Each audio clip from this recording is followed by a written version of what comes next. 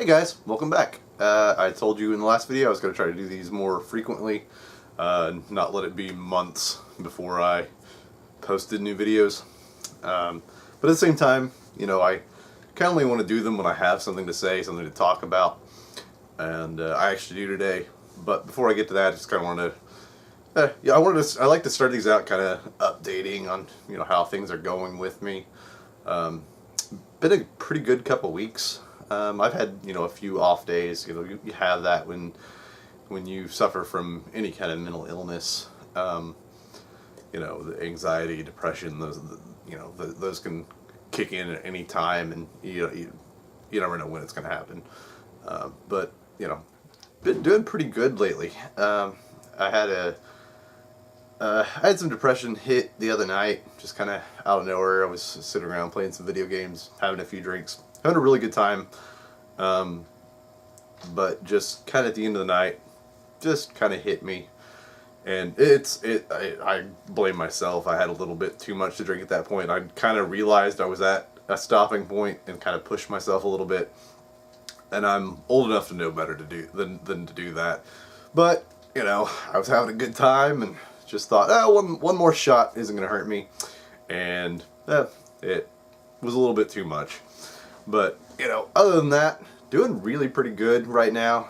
But what I wanted to talk to you guys about was a friend of mine had messaged me on Instagram and had asked me kind of how my anxiety manifests, how it hits me.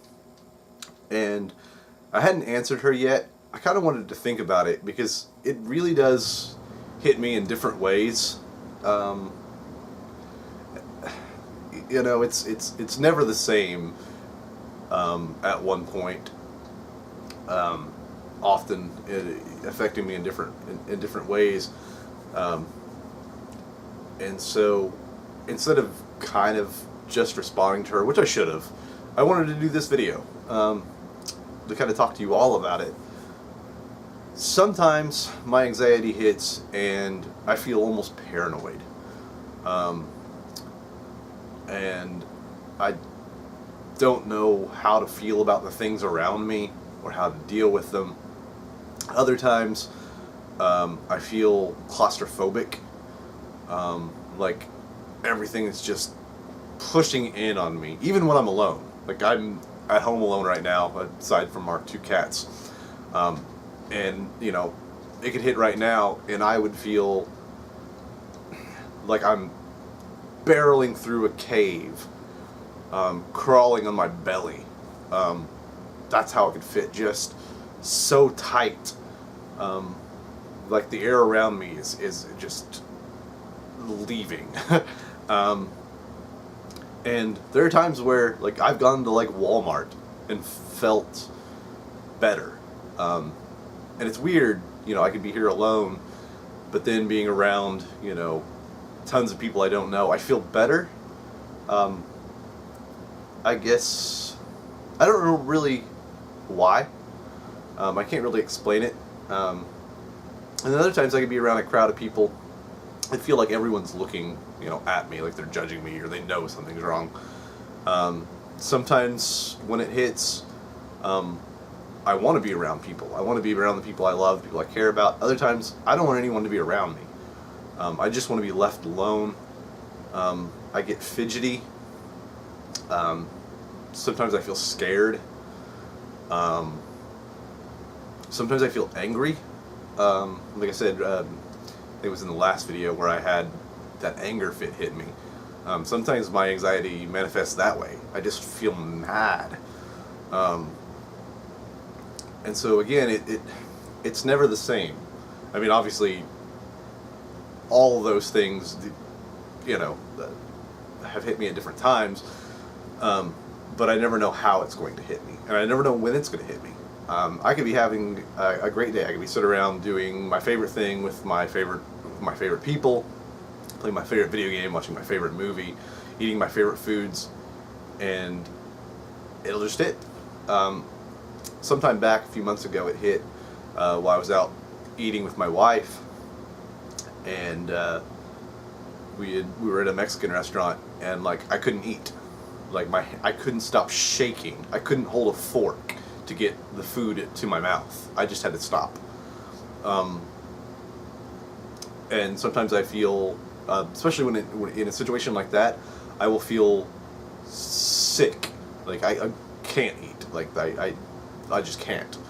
My stomach feels too full, or I just can't make myself do it. I will try, and that can make it worse. It's so spontaneous, and sometimes it's very crippling. Sometimes I can't move. I will just kind of huddle up in the corner of the couch, just gripping onto a pillow like for dear life, just unable to move. I'm unable to speak. I'm lucky that a lot of times, honestly, that I'm alone when it happens the worst.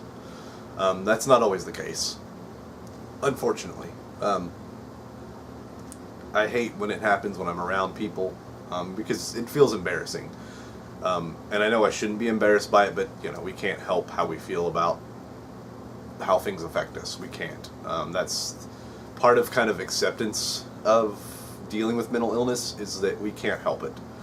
We can only try to explain it to people so that it's normal to them.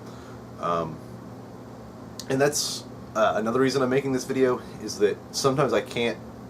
I'm really bad at explaining how I'm feeling during things. Again, I don't want to talk sometimes.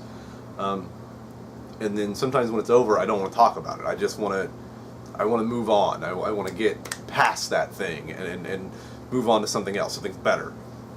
So I'm not always the best at explaining these things to the people around me, and I feel bad about that. I should be able to do that to let them know, how I'm feeling, but oftentimes I can't. I'm not always the best with words. You guys have seen my videos. I'm not a great public speaker. I've always been better at, I talked about notebooks. I've always been better at writing my thoughts down. Not a great writer either, but I just feel more comfortable with that. Years ago I kept, a live journal where I kept, my thoughts and would write lyrics and poetry and that sort of thing. And very few people knew about it. People the closest to me did, but most people didn't, because, I don't know, again, a little bit of embarrassment, and some things I just like to keep to myself. And with LiveJournal, if you're not familiar with it, it was just kind of before there was really blogs. And you could put entries as private, so only you could read them. And sometimes I've gone back and looked over those things, and it was in between like 19, 21 years old, 22. Man, I was so I'm still not mature by any means. Anybody who knows me, I mean, look at the shit around me. Toys, video games, movies. I lack a lot of maturity. But man, like, looking back on that person, I don't know that I would want to know that guy that I was then. Like, because of how emo I was. I still am. I'm still just a big emo at heart. I always will be.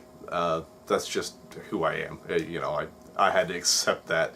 And maybe I would still like that guy, hang out, play video games with him, that sort of thing. But the way he thought about life, the way he dealt with things, but also the things that version of me, that younger self, was going through at that time.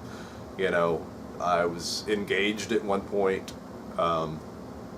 and even dealing with my thoughts on that, post breaking up. I guess, again, we can't help how we feel about things or how we deal with them. We just have to do it as it comes. And I guess I was doing it how I knew how to at that point. I like to think that I've gotten better at that. Maybe it's just that I'm better at keeping it inside, and maybe that's not good. But yeah, this is kind of, this whole channel is just kind of an evolution of that person. What, you know, if YouTube would have been around then, I probably would have done this back then. But you know, I've dealt with anxiety for so many years and hid it really well for a long time, as best as I could. I'm sure the people around me, you know, realized that I was going through these things, but you know, it's just gotten worse over the years and harder to kind of keep that mask on. And it helps to talk about it. Again, I'm not good at speaking out about it, and especially after it's happened. But in moments like this, you know, it's a little easier for me to. This is going to be a short video. I really just wanted to kind of talk about that. I wish I had more to say. I wish I could explain it better, but I just can't. The same thing, you know, with my depression. It comes and goes. It can come again. I could be, you know, hanging out, having the best time, but it can just strike, and that's just part of mental illness. I'm really looking forward to, mentioned it before, next weekend I will be at Horror Hound in Ohio, joining Chris Seaver at the Warlock Home Video Network booth. That's going to be a lot of fun. Get to geek out with him. He's been trying to get me to come up to, he lives in Rochester, New York. He's been trying to get me to come up there for a while, and either money or vacation time hasn't lined up. And so, you know, getting to do this, hang out with him for 3 days is going to be great. Just, you know, kind of hang out at the con, help him sell some stuff, help him promote the network, and help him sell his old movies and that sort of thing. And if you're not familiar with Chris Seaver, you know, again, I'll post a link, just like I did last time, to his channel down below. But that's a thing that I will do a lot of times when I am having kind of a bad day, is I'll pop in one of his movies, because I can't not have a good time when I'm watching a Chris Seaver film. It just puts a smile on my face. And I have certain movies that I go to. My favorite is a movie called Geek War. It's probably his most, how to explain this,